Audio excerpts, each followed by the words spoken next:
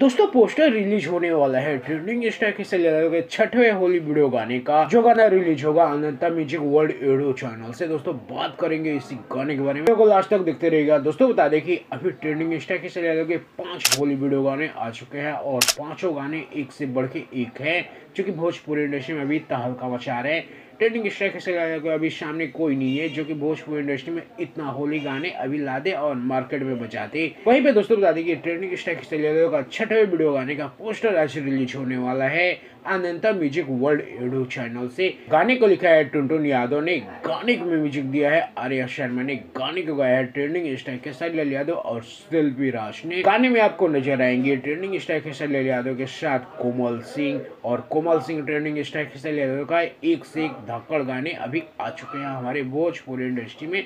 और फिर से अनंता म्यूजिक वर्ल्ड यूट्यूब चैनल से ट्रेंडिंग और कोमल सिंह का गाना आ रहा है। दोस्तों चलिए बता दें गाना कब रिलीज किया जाएगा। दोस्तों बता दें कि आज यानी कि 13 मार्च को इसका पोस्टर रिलीज किया जाएगा। टीजर भी आज ही रिलीज किया जाएगा। कुछ ही देर में आपको टीजर और पोस्टर दोनों देखने को मिल जाएंगे और कल सुबह 6:30 बजे अनंता म्यूजिक वर्ल्ड यूट्यूब चैनल से गाना रिलीज किया जाएगा। दोस्तों काफी कमाल का वीडियो गाना होने वाला है जिसकी शूटिंग कंप्लीट कर ली गई है।